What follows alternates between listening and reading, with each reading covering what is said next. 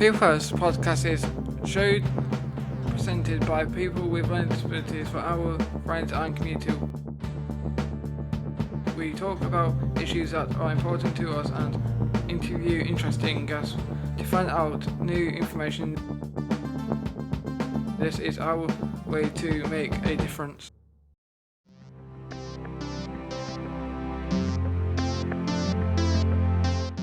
Hello and welcome to the People First podcast.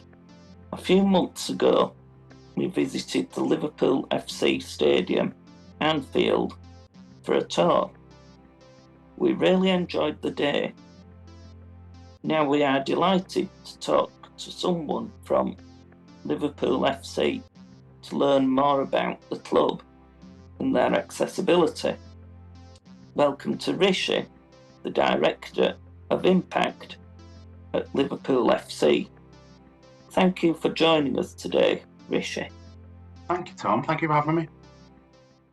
Could you tell me your job role to us, please? Of course I can. So my job title is Director of Impact at Liverpool Football Club. What that means, and the best way to split it up, is into two. So I look after everything the club does around diversity and inclusion. So that is people, processes, culture, networks, policies, how we basically embed diversity and inclusion into all of our decision-making processes as a business. And then really importantly, how we then talk about that to the world. So we feel that we've got responsibility to talk to topics such as Black History Month, such as International Day of Disability, Pride, LGBT History Month, International Women's Day. So actually, a lot of my job work with my team and colleagues is around how we do that. And then the second side of my role is I look after what we do around the planet. So what we do to support the climate, well, not support, to challenge the climate crisis, and all the work that we do around what's called sustainability.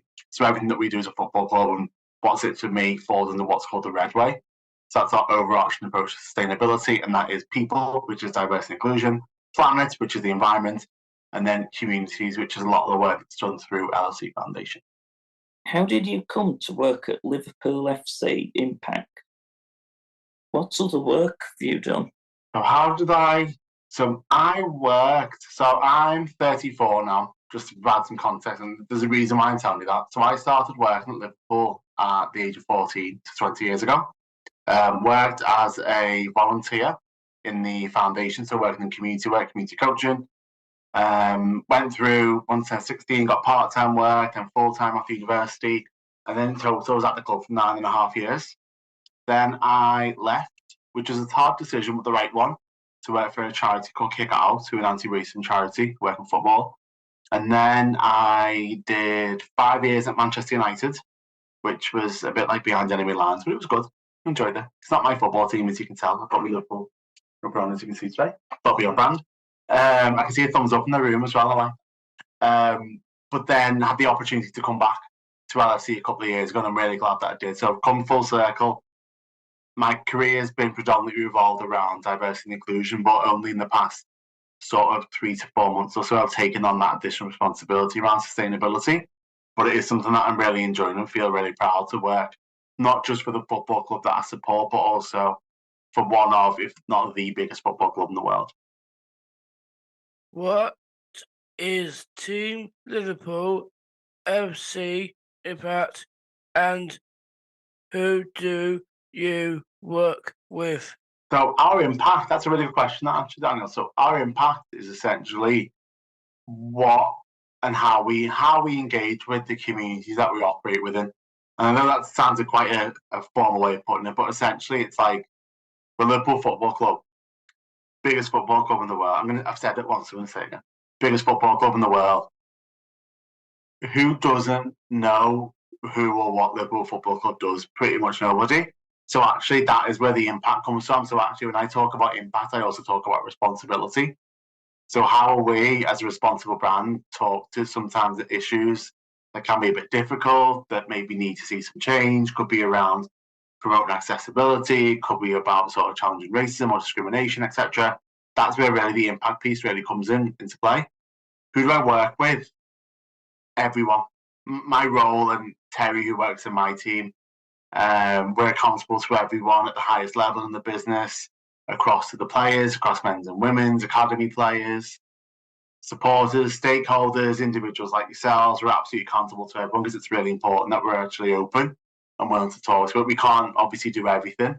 We can't speak to everyone, but actually we have to make sure that everything that we do does speak to our colleagues, to our staff, to our communities, particularly those through LSE Foundation, and then really importantly, our supporters. Why is it so important that Liverpool FC is inclusive? Good question, that, Tom. It's quite hard on that because actually, for me, it's not really a why. It's more of a why wouldn't you be?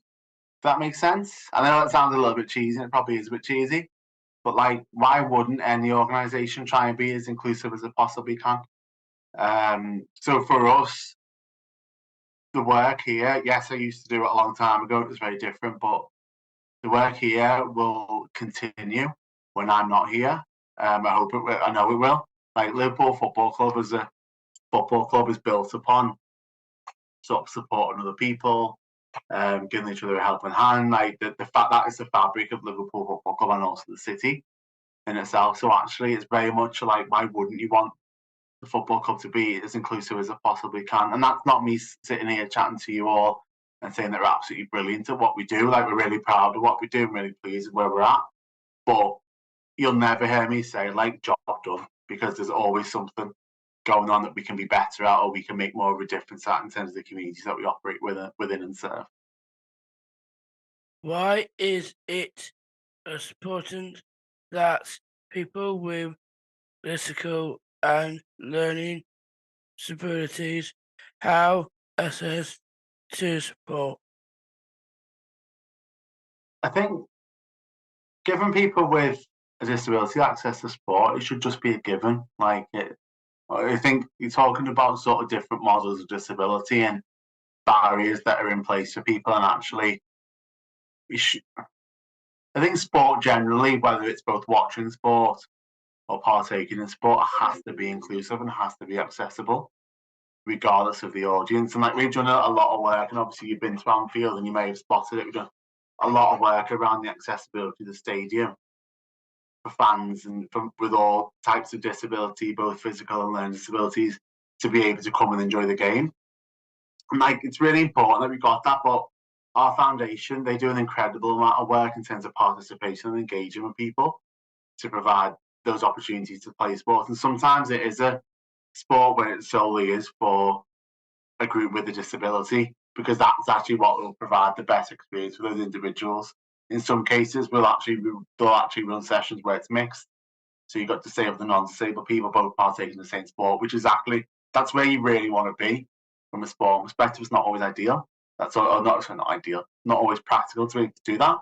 But actually, it's really important that we sort of do that. It's a bit like society generally, isn't it? It's around accessibility. You want to be able to not have to rely on someone else for you to get to where you want to get to. And exactly the same in sport. You shouldn't really have to rely on someone else. It should just be what reasonable adjustments, what adaptations can be made before time, or just be the norm for you to be able to come to Anfield, take part in a foundation session, take part in whatever you want to, without just coming in and just being you and being your authentic self. There are many campaigns in football, like rainbow laces and taking the knee. What could the football company do to show more awareness and inclusion to disabled supporters and players? So you are right to call out like rainbow laces and taking the knee and the no room for racism campaign, etc. They're really important initiatives and rightly get a lot of focus. So we do a couple of key campaigns around accessibility, namely with Level Playing Fields. I'm not sure if you've heard of them before. So they're a access charity who work in sports. So we work with them to complete access audits of our stadium. So they'll literally bring an auditor to Anfield. They'll spend a few days, look at all of our sites and give us a report in terms of how accessible we're at, and what we need to improve on from a facilities perspective. But we'll also support them from a campaigning perspective for their Weeks of Action campaign every year. I think to answer your question specifically about like what more can the football community do is probably more all year round campaigning and raising awareness of the celebration of disability in sport, whether that's players, spectators, whoever. Because actually, if you feed that messaging and that celebration into like an all year round message, then you don't need to wait for a campaign to come up and go, oh, let's highlight it today, and then we'll see you again in 11 and a half months. We should be highlighting it all the time, and it just becomes the norm in that sense. And I know it's a balance because you do need to have the moments where you do celebrate, i.e., like Black History Month. But actually, I think where we'll really see success is if you see disability sort of inclusion and accessibility just part and parcel of what football is seen as, sort of what celebrates. And you see a lot of, like, for example, a lot of the work that we do now, from like when we're creating content and videos and things like that, we'll actually just really naturally just feed in disabled supporters into that very normally. So we've had Tilly, who's one of our members from the Liverpool Disabled Support Association. We've had her in one of our retail campaigns as a model. So we didn't tell everyone she was disabled. You look at her and I think she uses a frame or a chair. So you can see that she's got a disability, but we didn't announce to everyone, look, we've got a disabled model. We just naturally integrated her into that retail campaign as a model. And that's exactly our vision, is how do you naturally just talk about and showcase accessibility in the right way, but in a really authentic way, where actually you're not doing it because you go, like, right, we need to show someone who's disabled. You're actually doing it because it's the right thing to do and you've got the right people there. And the campaign and the content so is a really important way and quite a simple way of anyone being able to do that. We were impressed how accessible the stadium tour was, with lifts and disabled toilets. How accessible are Liverpool FC's other activities and projects? So firstly, I'm really glad that you're impressed with the stadium piece, because a lot of people have put a lot of work into that. So I'm really glad that the tour was accessible and he really enjoyed that. Because again, when I talked earlier about like making sure that tour is a great example of where people have been able to do that. I suppose when you say other activities and projects, our main site is Anfield, so you've seen it in terms of how it's integrated. And on a match day, we've got a number of bays for wheelchair users. You've got different vantage points. You've got lounges with hospitality space, which are accessible. So that's fully integrated into the stadium. From other sites that we have, we've got the training ground, we've got the academy, we've got Axel Woods, which is where the women's team are. They're all relatively accessible in terms of where they're at. AXA Training Centre, which is where the men's are, that's fully accessible. Melwood, yes, again, fully accessible. It's got lift access. But what I would say is when we're having these orders that I mentioned before through organisations like Level Playing Field, they give us like at the end of it, you get like an action plan with a list of recommendations. So any sort of work that we're doing, any refurbs or any sort of work that we're doing to sort of maybe change the structure of a building or just even just a layout, we've got those accessibility considerations built into that plan. So actually there are some areas which aren't accessible as we want them to be. We know that the next time we give it a bit of a facelift or do a bit of decoration, we can actually make some of those changes. Not all of them, because some of them are really big and really structural and it's not practical to do that. But we'll do as much as we possibly can. But our commitment is like, and where we want to be, and I think where society should really want to be, is that everything is just naturally accessible. And it's just the norm as well. And I know, unfortunately, we are a long way off that, and I'm sure you can all speak to that with your own experiences much better than I can. But actually, that's ideally from a world and a bigger picture perspective is where I think we'd all agree that we want to be. One thing we found challenging about the stadium tour was using the guided tour phones without support. How do you work with disabled people to make things more accessible? That feedback is really helpful. So that I hadn't seen that, to be honest. So hopefully you fed that back to the team. If not, I'm happy to take that away on your behalf and do that. Because actually that's making me think now, okay, what could we do to make that experience for you more inclusive, more accessible? And that's what I mean. Like I know we do great stuff and we're really proud of what we do, but we can always do something differently or better, depending on the audience. how we work with disabled people. So our main sort of stakeholders around disability inclusion are the LDSA, Liverpool Disabled Support Association. That's a group of around, I think, 2,000 supporters. They've got a committee, etc. And they're sort of our ally, but also our critical friend. So we'll work in partnership with them, multiple external organisations, but very much with the LDSA around engaging with disabled young people, running events, etc. But really importantly, they'll also raise that issue, just like you've mentioned, with us and say, right, what are you going to do about it? And we need that around you. You need people who are going to say, this wasn't quite up to scratch. Let's work together to find a solution. And the LDSA are just a brilliant organisation. Ted Morris, who chairs the LDSA, is just an incredible man. In terms of the way he does things. Actually, I was at, he couldn't go, unfortunately, and this is interesting, actually, it's very relevant. He's flown to Toulouse last night, because we played Toulouse in the Europa League on Thursday. He was meant to fly today, but he couldn't fly because the airline company rang him and said, your flight that you were booked on isn't accessible enough, so you're going to have to go on an earlier one.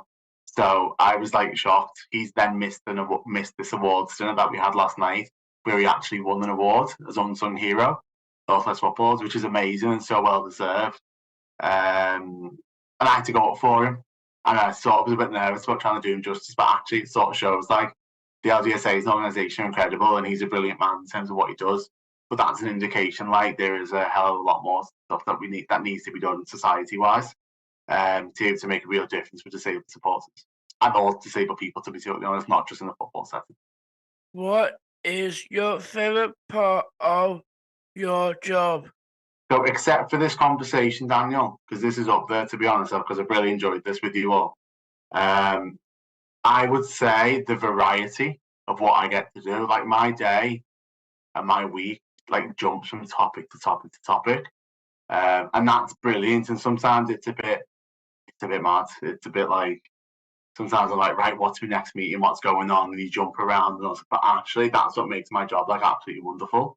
So 1 minute I could be working on like a campaign content for like Black History Month, and then the next I could have a meeting with like a commercial partner, and the next thing I'd have a staff inclusion network meeting, and then I could have loads of other bits and bobs all happening. And it's really important and really great, but actually it's great for me just to be able to sort of chop and change and do all these other things. So like yesterday, I was delivering training for our academy players. Today I've been delivering a workshop to our commercial team, speaking to you. I've got a meeting after this. Tomorrow I'm going to London. Friday I'm at London, and it's great. So all that variety keeps me super busy, but it's really fun. What plans do you have for the future? So what plans do we have for the future? Genuinely to like make a difference and keep on making a difference. So that will sit across the campaigning piece, it'll be content, it will be diversifying the workforce, it will be what can we do to support breaking down barriers for disabled people, how can we positively influence the planet, reduce carbon emissions, how can we engage with more communities. Like the list is endless, but generally you can sort of encapsulate that with being the best football club on the pitch and the best football club off the pitch. Like we want Liverpool Football Club to be a brand and a football team where people are like winning all the big trophies. Obviously that's what we want, but also being an absolute leader and making the difference, not just for football fans, not just for Liverpool fans, but for all people across the world. So first of all, I've got something to add. So we're an advocacy organisation, and normally football isn't something that we would necessarily cover. However, Ish here had never been to a football stadium and has loved Liverpool for many, many years, and has talked about it for such a long time that he's opened our eyes to the world of football and helped organise this trip to Anfield. And we've had the most wonderful day, and I just want to thank you. we've started doing these sessions with our guys, football sessions, and just seeing the joy on people's faces when they've scored a goal. It's just beautiful, and I really want to thank you for trying to make football more accessible to people with learning disabilities and autism. And I guess one thing that Ish and I have talked about is the anxiety about going to a football game because of all the many people there. What would you say to somebody who has autism or gets overwhelmed by crowds? How can they enjoy a football game like anybody else? Thank you for that. So at Anfield, it's currently undergoing a bit of redevelopment work at the moment, so it's slightly out of action, but it is being worked on. We've got a sensory room. So actually what that allows is for people who may well get overwhelmed or have sort of sensory overload, and have to use that space, and just come in and enjoy the game. So it's behind glass. You can still watch the game live, but there's a really simple but important feature on the side. There's a little dial, and you can dial the sound up and down in the room. And there's loads of like tactile things in there, loads of things to distract you, loads of beanbags, loads of chill out spaces, etc. But actually, the vision with the sensory room is that we recognise this isn't for everyone, but you come to Anfield, you do. Hopefully, if you're able to, lucky enough to be able to come regularly, do your first few games in the sensory room, and you might go, you know what, I'm going to go out and see whether I'm ready to go out. And in time, hopefully, you're like, I know what it's going to be like. I'm not going to have that overload. I might wear your defenders, and that's absolutely not a problem. I might sit in a slightly quieter area of the ground, again, not a problem. But actually use the sensory room as a space to build up into going into the sort of more general admission areas of the stadium, because that's what we'd want to be. Because the sensory room, we can hold about sort of 10 people in total, with one other person coming with them, so it's not the biggest. But actually, we found lots of success with that space and being able to give a lot of people more opportunities to go and watch games at Anfield. Who's your favourite football player? Oh, that's a great. You know what? It's going to have to be Mo Salah. Has to be. Oh, I don't really know why I had to think about. You know what? The only reason I had to think about that is because I'm tired from last night. Have to be that. He's brilliant. Yeah. He's best current football player. Mo. Yeah, without a doubt. I grew up with Gerrard as my sort of idol. But Mo is just unbelievable. Feel very lucky to be able to watch him every week playing in Liverpool Red. Are you sad when Mo Salah leaving Liverpool? Well, hopefully he doesn't leave. That would be if he just stays forever. I've got no influence over that at all, unfortunately. I wish I did. I wish we all did. Every Liverpool fan would say the same, I'm sure. It is, you know what, it is generally, as a fan, it can be sad for players to leave, but actually, I look back and think that's just an indication of like how great they've been for the team. It's like in life with anything, you leave and you go to a new job or something like that. If you're sad about leaving and people are sad about you leaving, it's because you left a good sort of impact on that environment. And I think we had a couple of players leave in the summer, like Bobby Firmino, Jordan Henderson, a couple of others, and you do look back and think, oh, it was sad to have lost them, but also it's unfortunately just part of life. But hopefully, to answer that, hopefully Mo doesn't go anywhere for a long time. I was going to say, do you think Liverpool's going to win the Europa League? So we're not in the Champions League this year, unfortunately. I'd like to think we could do really well in the Europa League. We're definitely in and amongst the favourites. To be honest, to win any trophy is brilliant, but I know what you mean. To win the Premier League or a European trophy is like always the big one. So fingers crossed. Maybe we'll have this conversation again at like end of May, and we'll see. Will Liverpool be on the top and win the title? Premier League? I hope. So we're in our third at the moment, aren't we? Which isn't too bad after 11 games. We've had some tough games as well. I hope we're there or thereabouts. That's always what you want, isn't it? To go into the last couple of months and you're fighting and you're challenging. It's going to be tough because obviously there's so many strong teams this year. Like I saw a statistic that said this is the most points that a top four had ever got in the first 10 games in the entire history of the Premier League since 1993. So like that sort of shows how high the quality is this year. If you can get a bit of luck, get some, obviously score more goals, and hopefully get some teams to do us a few favours, then fingers crossed we'll be celebrating a title win in May. That'd be nice, wouldn't it? That's all we have time of this show. Thank you, Rishi, for your time today. We have Lily joining, talking to you today and learning about impacts and LSC. Is there anything you would like to ask Corey and this week episode? So thank you, Daniel. Thank you, everyone, for having me. All I'd like to say is thank you for obviously coming to Anfield. I'm so glad that you had a great time. I'm really honoured that you asked me to be part of this. So hopefully we can stay in touch. I like that, and hopefully there is an opportunity for you to come back to Anfield. And if I can make it work in the diary, I'd love to meet you all in person. And yeah, thank you, everyone. Honestly, it's been lovely to speak to you all and meet you all as well. Yeah.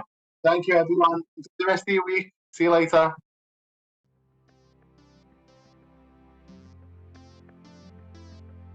Remember to like and share and follow the show on Facebook, Instagram and Twitter. You can find us by searching for the People First Podcast. Thanks for listening.